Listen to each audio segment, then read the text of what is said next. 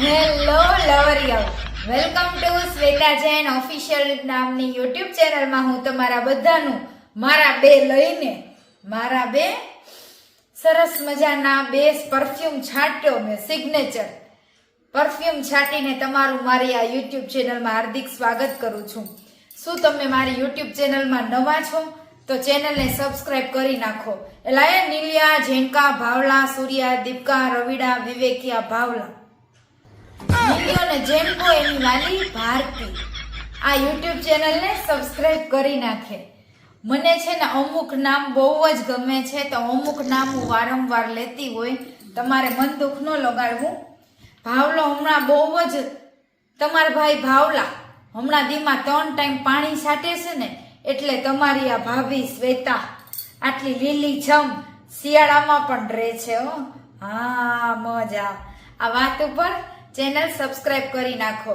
મને ખબર પડી ગઈ છે કે તમારે મારું શું જોઈએ છે, તમારે મારા મોઢાના જોક્સ જોઈએ છે. એટલે આપણે એક દી નહીં એક દી ઘરવાળીએ રોજ ન આપે એવી રીતે રોજ હું જોક્સ ન બોલું. એક દી નહીં એક દીએ હું જોક્સ બોલવા આવીશ. ઘરવાળી શું રોજ ન આપે? જમવાનું. ક્યારેક એને પણ બહારે જવું હોય ને એટલે આપણે આ શ્વેતા જૈન ઓફિશિયલમાં જોક્સ જ નકરા બોલશું. એટલા જોક્સ બોલશું કે આપણે ક્યારેક તમારા વાલા વીરુ સોલંકીના મોઢાના પણ સાંભળશું. જો એની માને માઈ ગયું લવરિયાવ, આ વરમાં તો બહુ જ કમર મારી વધી ગઈ. હવે ભાવલાને આ કમર ન ગમે, ભલે ને ખર્ચો થાય. નવી કમર 2026માં લગાડીને આવો છો અને પછી દેશી ઠુમકા લે ઠુમકા. લવરિયાવ, છોકરીઓના બે પગ વચ્ચે શું હોય છે?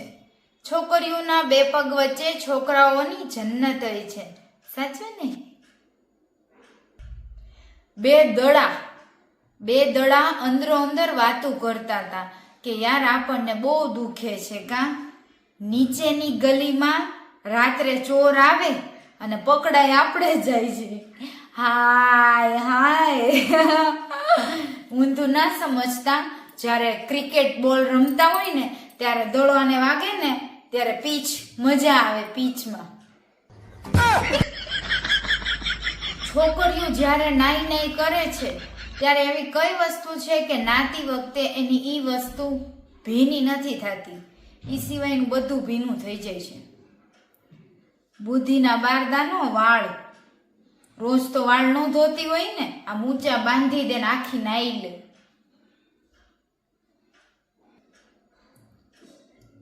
શિયાળામાં પતિએ પોતાની પત્નીની પોપટી ઉપર હાથ રાખીને પૂછ્યું કે આ રસ્તો ક્યાં જાય છે. તરત જ પત્નીએ પતિના હથિયાર પર હાથ મૂકીને કીધું કે આ હરામીને પૂછી લે, ઈ રસ્તે આ પોપટ રોજ અવર જવર કરે છે.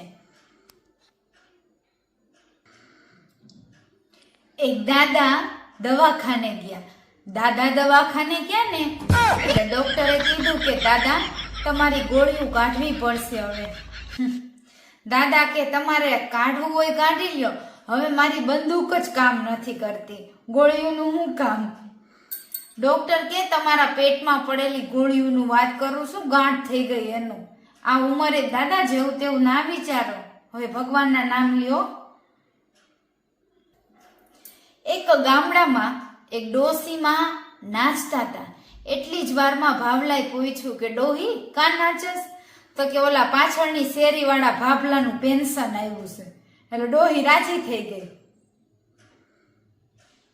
હમણાં એક વહુ લગ્ન કરીને સાસરે આવી 1 મહિના સુધી પોતાના સાસુને મેકઅપ કરતા જોઈને અચાનક વહુ બોલી ઉઠી કે મમ્મીજી, સસરાને ગુજરી ગઈને 1 વર્ષ થઈ ગયું. હું જ્યારથી પરણીને આવી છું ત્યારથી તમે રોજ આટલા લાલી, પાવડર, લિપસ્ટિક, મેકઅપ કરો છો. આ બધું હવે ના કરાય, સસરા હવે નથી. તરત સાસુએ કટાક્ષમાં કીધું, ઈ તારા સસરા નથી, ગામમાં બીજી કેટલી વહુના સસરા જીવે છે, એની હું એના હાટું તૈયાર થાવશું.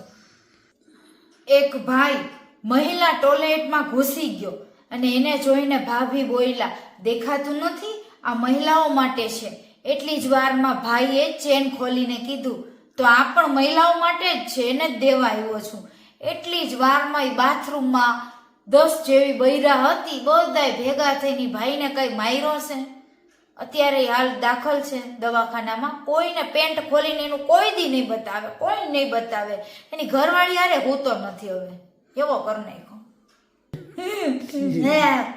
સુહાગરાતના દિવસે તમે જંગ લડવા જાઓ અને જો ખૂન ખરાબો ના થાય તો સમજી લેવાનું કે દેશ પહેલેથી જ આઝાદ છે, તમારે ખાલી વિકાસ કરવાનો છે. બચ્ચા પેદા કર, લાલા બચ્ચા પેદા. હા, અત્યારે છોકરીઓ આડાઅવડા ધંધા કરીને ગમે ત્યાં મન પડે ત્યાં લવ મેરેજ કરે છે. હમણાં એક બાપનો વિડીયો વાયરલ થયો તો, એનો બાપ બિચારો રોતો તો. તમારા મા બાપ કે ત્યાં લગ્ન કરો, તમારી જે ઉંમર છે પ્રેમ કરવાની એ જ મારી ઉંમર છે. તમને પ્રેમ થાય છે ને, મને પણ પ્રેમ થાય છે, મને પણ બધું થાય છે, પણ ક્યાં કેવી રીતે અટકવું, ક્યાંથી છટકવું અને ક્યાંથી નીકળવું એ તમને આવડવું જોઈએ. આપણામાં કંટ્રોલ શક્તિ હોવી જોઈએ. હું તો કેટલા બધા છોકરાને વિડિયા બનાવું છું, તો મને તો બધારે પ્રેમ થાય છે, પણ મારે કંટ્રોલ રાખવો પડે છે. હોસ્ટેલ ને પીજીમાં રહેતી છોકરીઓ, દિલ્હીમાં બનાવ બન્યો છે. આ હું કોઈ ખોટી વાત કરતી નથી. કોઈએ મારા ઉપર આક્ષેપ નાખવો હોય તો રૂબરૂ મોરે મોરો આવી જાય અહીંયા શાસ્ત્રી મેદાનની નજીક. દિલ્હીમાં પીજી ગર્લ્સ હોસ્ટેલમાં ગટરોમાં ઓલા બધા કવર મળ્યા, પોપટના કવર, સેફટી કવર મળ્યા. પોપટ કવર એટલે સમજી ગયા ને, મારે આમાં એ શબ્દોનો ઉલ્લેખ ના કરાય. અને કાકડી મૂળા ને ગાજરો મળ્યા. હવે છોકરીઓની હોસ્ટેલ પીજીમાં ગાજર મૂળાનું શું કામ હશે? છોકરીઓ અત્યારની એવી છે ને, મારા બધા ભાઈબંધ દોસ્તાર શું કે ખબર છે, છોકરીઓ 2 પગ પોળા કરે ને એટલે આપણે નાખવાનું જ હોય. છોકરીઓ સામેથી ભાવ આપે ને એટલે આપણે એને કરવાનું જ હોય.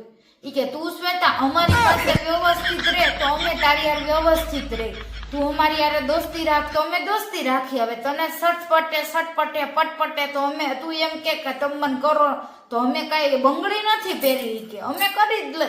પછી શું થાય, અવળા કેસ કરે, બ્લેકમેલિંગ ના કરે, પોક્સો ના કરે, લગ્ન માટે દાબ દબાવ કરે. એટલે આ ધંધા છોકરીઓ રેવા દો. પછી કઈ છોકરાના એકલાનો વાંક નથી હોતો, તમને મન થાય છે. આ ગાડીની દારૂડિયાના ઘરે જુડવા છોકરા થયા. દારૂડિયાએ ઇન્સ્ટાગ્રામ ઉપર પોસ્ટ મૂકી કે મારે મીન રાશિ નામ પાડવાનું છે, મીન રાશિ ઉપરથી નામ સજેસ્ટ કરો.